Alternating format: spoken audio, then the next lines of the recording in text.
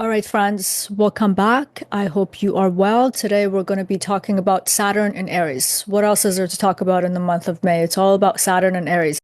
Saturn and Aries is going to be a huge topic for the next 2.5 years after it makes its ingress. I'll put the dates on the side. But this video is going to be a little bit different. Today, I was feeling a little dull and mundane in the mind, and I was actually planning to do another video which touches on the general topics we should know about Saturn in the sign of Aries. And I was like, no, you're going to go in, you're going to push the mind, go with another outline that I just completed. And this one's a little bit more philosophical in nature.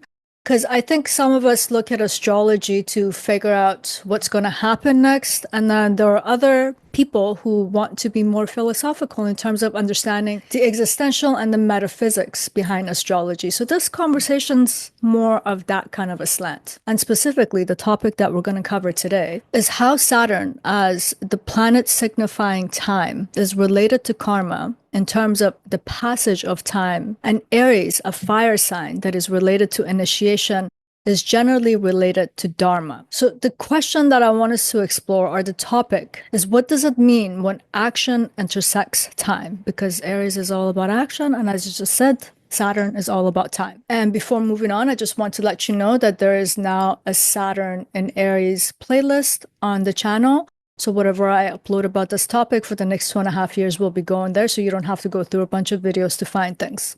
And all of these Saturn and Aries videos will apply to the transit, as well as if you have the signature in your natal chart. And before getting right into the topic, a little bit of housekeeping. Please remember to like, subscribe, and comment. You know I love your comments, and I love to know how the Saturn and Aries unfolds, transpires in people's lives for the next 2.5 years. And if you're interested in my readings, classes, archetypal life narrative, counseling, and other content, you can go to my website at purifies.com or the email to contact me in the description box below.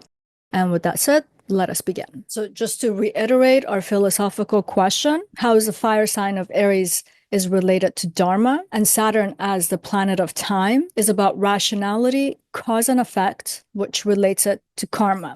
At the outset, we could say that this combination is telling us something about the test of action in ways they are time-bound and in ways that they must yield results. In summary, at the outset, we could say that Saturn in Aries is about slow forging of true moral will.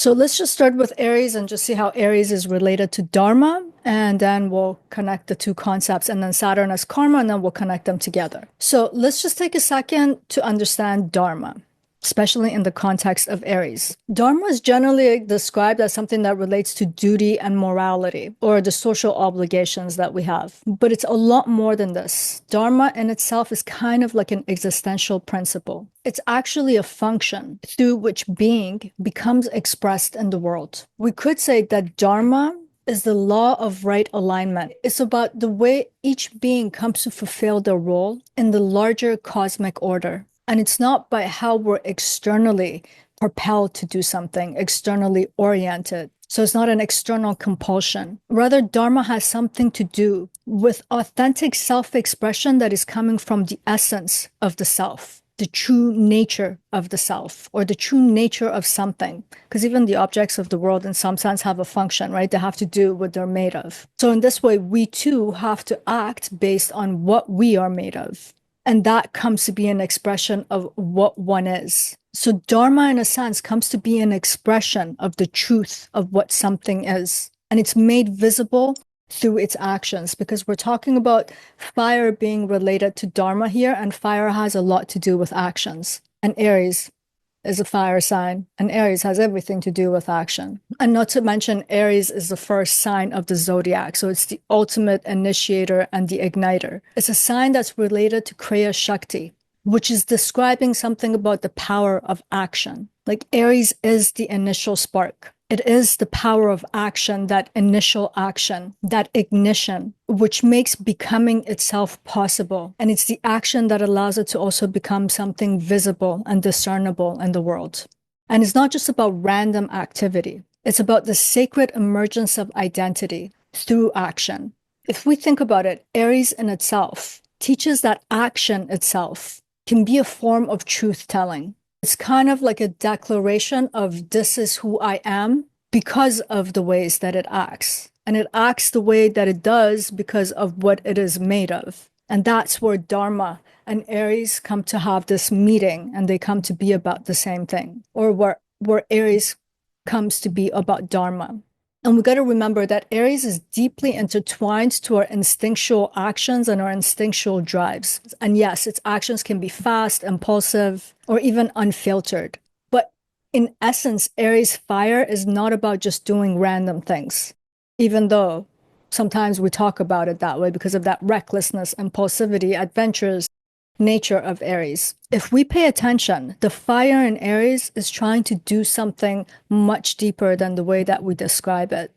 Because if we say Aries is related to the drives and the instincts, and this fire that's related to Dharma, we're also talking about purification of instincts. It's about refinement of impulse. In some ways, this connection of Dharma to the sign of Aries, it's asking us how we can burn off and reduce the noise that can come from compulsive, constant action. And in this way, Aries at its core, at its best, is about right actions and upright actions. It has to be actions that we perform that resonates to the core of us. So it's not reactive, it's not just impulsive, it's not just compelled by some external thing. It has to come from the inner truth and the inner essence of the self. In a lot of ways, we can describe this as ignition with intention. So we could say the drive, the courage, the impulse to move, all of that reaches its highest potential when it's aligned to the core and essence of the performer of that act. And we could say when actions are coming from that place, they're not just powerful. In many ways, they're sacred. Like the Dharma in Aries could be a kind of a mantra. Aries, from the core essence of itself, doesn't just act, but the mantra says, I must act because this is who I truly am, or this is true to who I am. So now let's look at Saturn as karma before we bring them together. So Saturn represents time, but it's not just like the ticking of time. We can look at Saturn as time as a kind of a process, time as measurement, time as sequences where the combination of the sequences is what gives rise to form. So let's take this concept of time as is related to Saturn and see how it connects itself to karma, and Saturn becomes a planet that represents karma. But I do want to say this, every planet represents karma, so I don't want anyone walking away from this video thinking that Saturn is the only planet that represents karma. However, some core component of how we can, or how karma has philosophically been defined, and then we look at the symbolic representation of Saturn, Saturn becomes a very key player in terms of what karma is, especially how it's related to this time component of Saturn. So the first component of time that we can look at is that aspect of Saturn that represents physical time.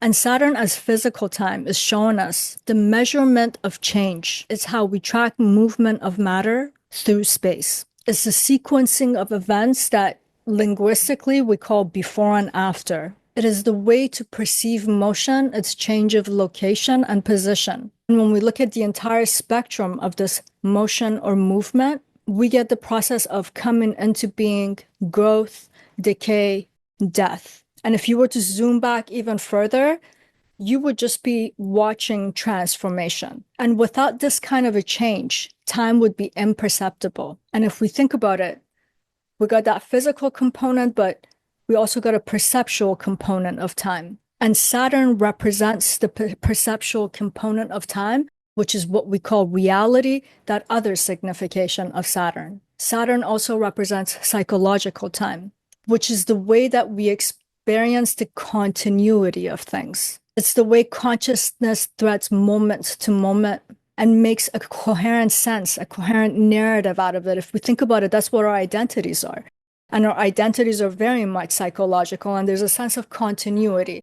Like for me as Parisa, there's the Parisa 2-year-old, Parisa 30-year-old, Parisa 40-year-old, and so on. And there's just this coherent sense between the beginning till the end. And this psychological time is related to what we call our past lives, whether that past life is the early stages of this life or the previous lives, our memories, as well as that other part of the time spectrum, which is about the future, which has to do with the psychological projections that we have. And if we think about the present, the now, just the fleeting threshold between the past and the future. Saturn comes to represent all of these components of psychological time too. Saturn also represents metaphysical time. This is the condition that makes becoming possible. So time here is not just a backdrop of something that's just happening, that we can just zoom out of it and just look at events and unfoldings. Time itself becomes a medium where potential, through all of these changes, comes to take its form, where latent potential becomes actual. We could say, from this perspective, from this metaphysical perspective, time as a medium, without time, there would be no unfolding, no emergence, no story, no transformation, no happening. It's time that allows the finite to appear from the infinite. And if we think about it, Saturn represents limitation. This is where that signification is coming from. It's the bridge between what is and what can be. Another way to conceptualize Saturn in terms of time is that Saturn is the greatest equalizer. For example, with Saturn's function, every previous state will determine the next state. For every cause, there's an effect. Like Newton had tapped into the Saturn archetype and that Saturnine energy. For every action, there's an opposite equal reaction. In a sense, for all things that rise, it must also fall. All things born must end. Saturn represents decay and death. It's coming from this component. So there's a beginning and there's an end. And within this process, there's an in-betweenness where growth can occur. Things can ripen, fulfill their nature and role. That is, if things are given time. And if you think about it, Saturn sitting at the edge of the solar system in terms of the 7 traditional planets, Saturn representing that end, and let's say the sun is representing the beginning. And right before this death occurs, the ultimate growth happens via Jupiter. A good topic to talk about in another video. But just to understand this process that I'm talking about, it involves other planets too. But Saturn is very much a determining factor of it as the planet of time. So that equalizing factor of Saturn is just that everything that came into being, that sun factor, must go out of being. And in many respects, Saturn is the ultimate conspirer in the making of reality. Saturn is also the auditor of reality. So in this way, we could say Saturn is the apparatus through which karma is made visible, measurable, and eventually we're living it, inescapable. And we could define karma as cause and effect. I mean, the word karma has been bastardized to mean so many things, but it's essentially talking about the sequencing, which is talking about cause and effect. So karma is talking about law of action and its results. So it's talking about cause and effect as an existential law. And not only Saturn represents this, but Saturn also shows us why this law exists and needs to exist. Reality needs Saturn. And why is that? That's because for time to exist, for karma to exist, it demands a kind of a structure. It demands that what has been initiated as motion has a follow through. So it's not like something just comes into existence and then it goes out. It ignites into existence. It's going to emit heat, light, the Big Bang. We got the universe, we got existence set into motion.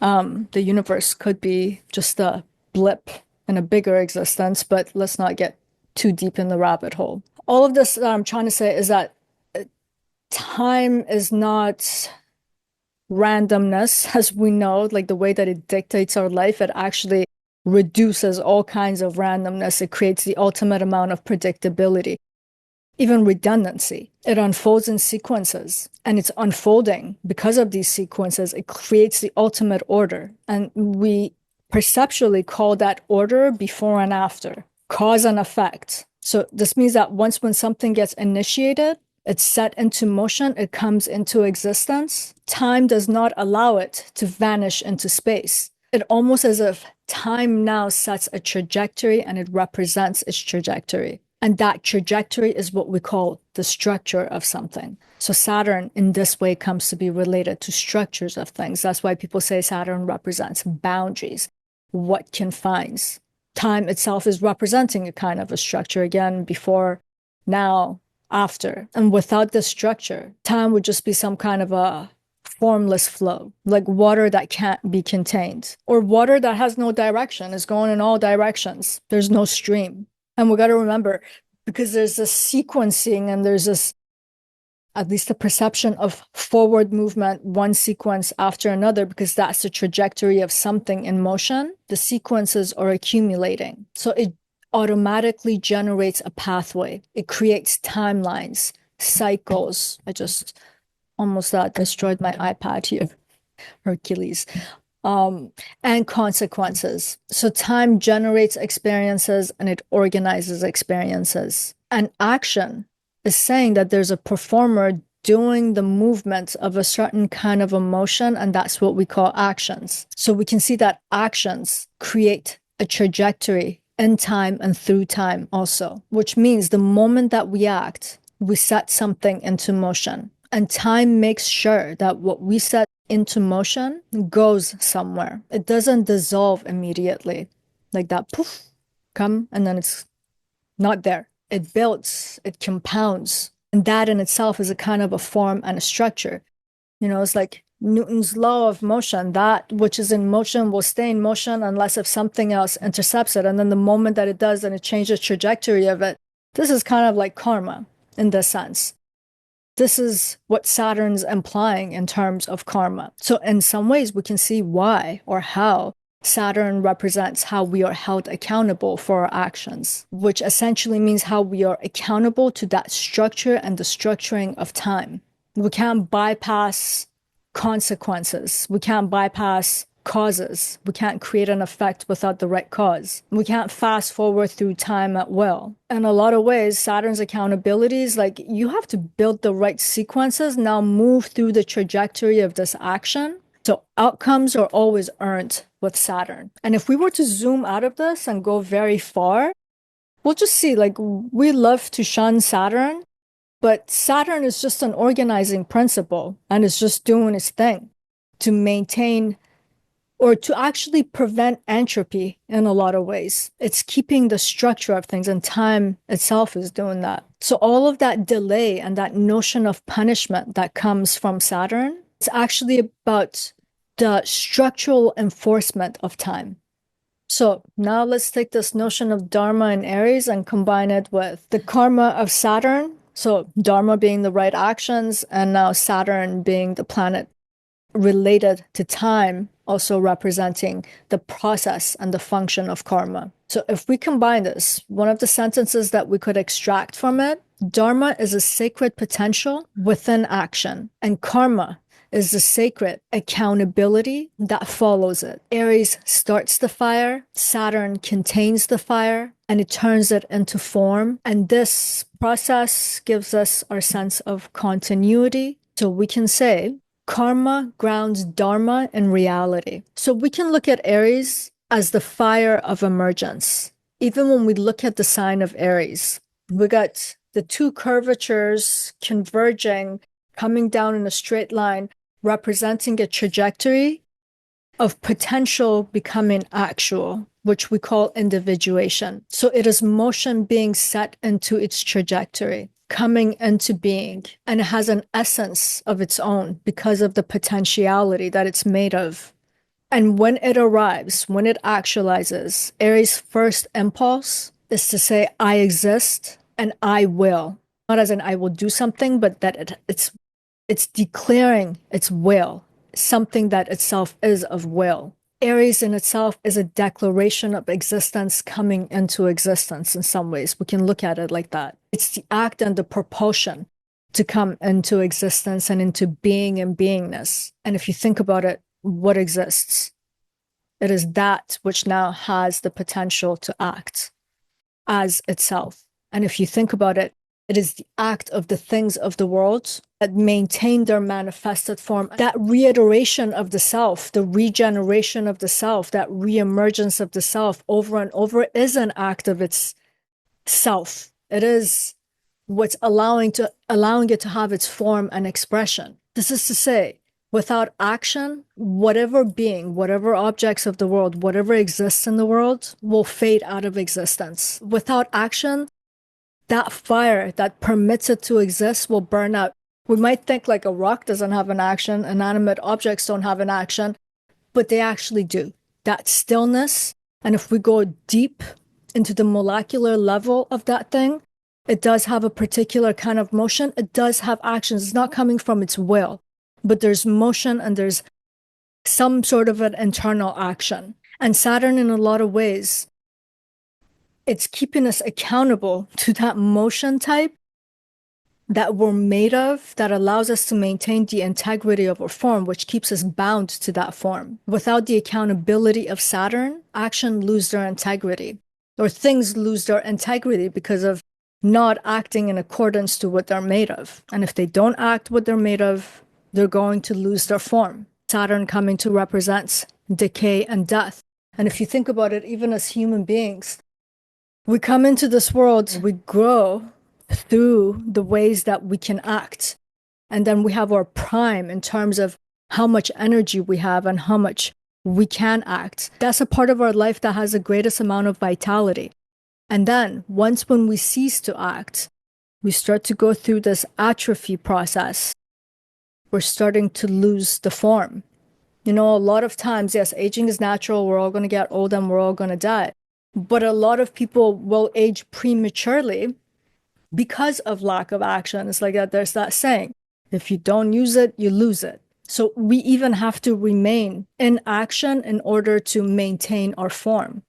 And when that action is in correspondence to the core of what we're made of, that's where you also get that signification of Saturn that represents longevity. Again, going back to Saturn as karma, as cause and effect. And we could also say that when Saturn enters Aries, it binds the purity of fire, of Dharma to the real, which means to consequences, to sequences of time, to its structure. And Saturn in the sign of Aries for the next 2.5 years, and if you have this in your natal chart for a lifetime, is asking, are your actions aligned to the truth of your being? And one of the ways that Saturn's going to test this over and over is by bringing us into relation with different facets of life or the external world, depending where the sign of Aries is sitting in your chart.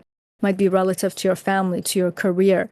See where the sign of Aries is sitting. Those are the themes coming to the forefront. So it's going to bring you in relation to those facets of the world with their own motion and with their own action. And it's going to ask, can your truth, which is the actions that you performed, because it's supposed to come from the core and essence of you, can it endure the world? Or is it going to change you? You know, this is the thing. I was talking about this concept in the narcissism video. One of the problems is that they live in the world of fantasy. So it cannot withstand reality testing. Like that which is real within ourselves, it can go through the stress test of life, it can go through reality testing, and we still come out as the same person. But that which is not real, fantasies will break as soon as a little bit of reality intercepts. So in a lot of ways, when Saturn comes into the sign of Aries, it feels like obstruction, but it is a way that is grounding Dharma, meaning Saturn will put us through those reality tests and stress tests. It's going to demand certain kind of actions from us. And if those actions are not being expressed from the core and essence of who we are, that is, they're not aligned to the truth of our makeup, we're not going to see those sequences of events, or the sequences of events have very consequential outcomes that cause an effect that Saturn creates. In some ways, Saturn, as a planet of time and karma in the sign of Aries, is showing us that our actions can't come from pure impulse. It has to come from the seat of our being. And in a lot of ways, we could say that the ways that Saturn's going to test and challenge us in the sign of Aries is about understanding our core makeup and what we're made of. And we'll see in this 2.5 years, every day is not going to be crazy. 24 hours a day is not going to be crazy, because in a lot of instances in life, we act from that premise of what we're made of, even though it is unconscious. And those things will not have consequences. But the moment that we start pushing in action and we set it into the trajectory of that sequential movement, now it's on. If it wasn't coming from your own authentic core, Saturn's going to make sure that we see that. So Saturn's karma is bringing a kind of a moral weight to Aries' Dharma. So Aries is constantly going to want to initiate because that's what it does. But Saturn as time is going to reveal whether those initiations were born out of faulty egos, for example, or out of our core essence. And of course, when it comes out of those faulty ego parts, Saturn's always going to show the consequences, such as delays. And when that happens, I mean, we have two choices. We can start kicking and screaming and curse life and cuss at the universe, or we can actually take a moment to have a little bit of self-reflection. Did I declare myself too early? Did I do it at the right place and at the right time? Why did I do it? How did I get myself into this bind? Some questions, some inquiry that allows us to see where we're acting from and what these actions are for and how they gain their own momentum and lead us to different kinds of places with different kinds of effects. So in a lot of ways, Saturn's bringing that flair of its significations, which has to do with accountability, paying for the consequences. In fact, Saturn's karma is coming to Aries to show us what our Dharma is. We have to learn in the next 2.5 years how to coordinate and harmonize our actions to the core of who we are. And the way Saturn's going to make sure that we get the points, that we learn the lesson, is that it brings its hardship, it brings consequences, it brings limits and boundaries, it brings frustrations. So we could say Saturn in Aries is showing Aries in terms of where Aries is in our chart, what is moral. And what is moral in Aries is to obey the rules of one's own makeup. It is about understanding that all actions that come from that place are sacred. In some ways, Saturn is purifying Aries. And I'm going to talk about that when we talk about the elements of Saturn, which is Vata, air. And for Aries is Pitta or fire. We're going to see this purification process. I'll talk about that in another episode. And the way Saturn's doing this, Saturn's bringing that Saturnine discipline to the fire of Aries.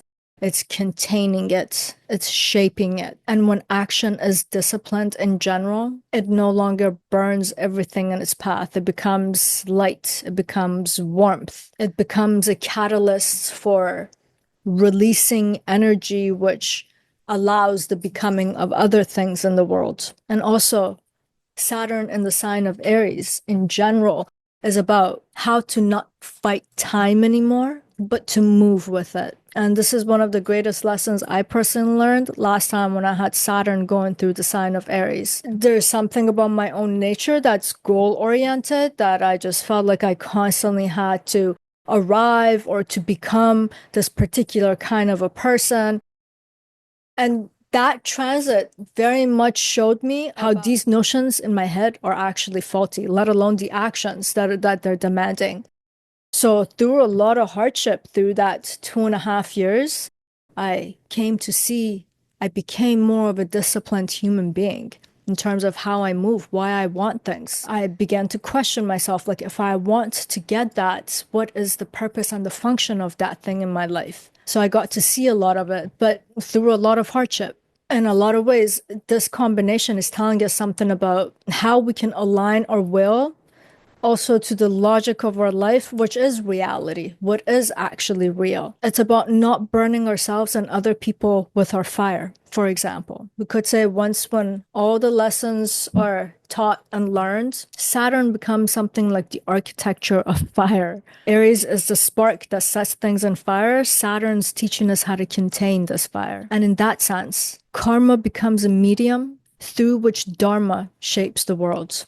Because we are the actors in the world. We are acting. And through our actions, we shape the world and we bring things into the world. Other ways of looking at this is about carrying our fire, our, let's say, determination, motivation, energy. Can we carry it throughout time? Does it have endurance? Because that's what Saturn's about. That's what it's trying to teach. It's about knowing the right time to act. Not just out of impulse because the external world demanded something, now we're reacting because we just want that dopamine hit. It's about learning not just to fight, but to fight for something, which means directed action, which means becoming a co-author in that sequencing of time and how it's going to unfold. It's giving it a sense of trajectory and direction. It's about exerting our will with sacred timing, understanding something deeper and something more fundamental about why we act. It's about understanding that our actions can't just be about my purpose, what I want. Rather, understanding that all of our actions have consequences for other people.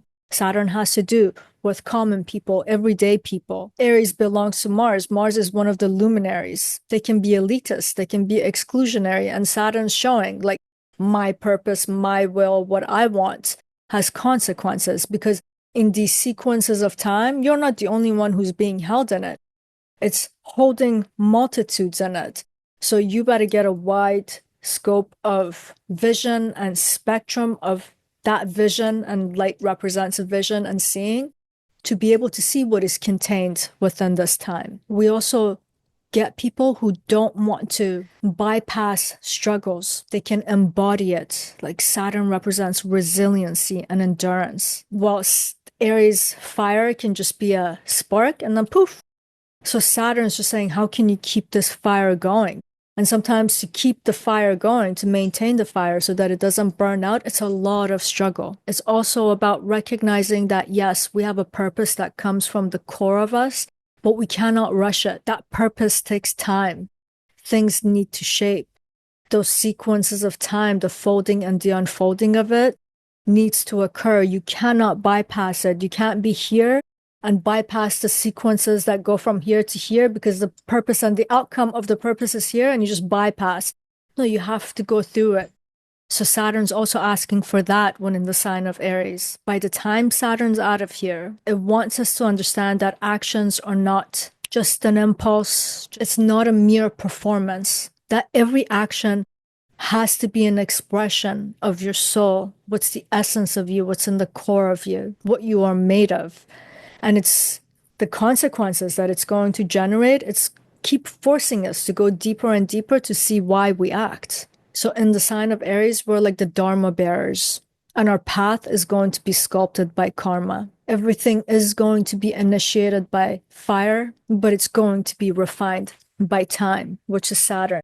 Saturn's ultimately constricting, restricting, confining us. It's going to hinder our actions. And I would argue it's because it wants us to understand where these actions are coming from. And if they are dharmic actions that are coming from the core of ourselves, Saturn can inject as much reality as Saturn wants in it. But that action will have its momentum and it will make it through the sequences of time. It will have a long, enduring trajectory. So I'll leave it off here for now. And let me see the topics that are upcoming in the other videos. I already mentioned the elements of Aries, so air and fire. We're going to talk about the cardinal modality of Aries. And we're going to talk about the inertia of Saturn, like how do we interpret that? We're also going to talk about the age difference of these two combinations. Like Aries, in terms of Mars being its ruler, Mars matures at the age of 28. And think about all prime athletes. That is usually the prime age of athletes where they're at their prime in most sports. So it is the brain has developed by the age of 25. The body has been seasoned. It has everything that it needs to be at its most optimal. And then we have Saturn, who's like 99 years old, slow, lethargic, inertia. So when we get this kind of a combination, what can we say? I think I have a couple of other ones. Hold on one second. I felt like I was just on the phone. Hold on one second. So yes, age. And then we're also going to talk about the gender of Saturn, which is kind of gender neutral, not like Mercury because it's still youthful and young, but the way when we get to our advanced ages, that distinction of male female starts to go away. Well, the sign of Aries representing masculinity, and it's almost like hyper masculine, super inceptive. So we're going to talk about that. And then we're going to do another more like the philosophical undertone about what about the nature of existence that brings about these contradictory combinations. Because I would argue, even when we see the most horrendous things, things that might feel violent, they have an existential function, unfortunately. So even when we get Saturn's debilitation, a malefic being debilitated in a malefic kind of sign, it has an existential function. So hopefully we'll get to that. I'm probably going to leave that one for last. And yeah, and I think I'm going to talk about the lessons as we go along. Initially, I had written about just an episode, the outline for the lessons that can ultimately augment and better our sense of being in the world and being in our own lives. But I think I'm just going to break that and put it in every video as it's related to the topics we're going to discuss. So that's about it for today. And please do rate and let me know what your experiences of Saturn and Aries is, especially as the months and the years go by. That's about it. Sending you much love. Till next time.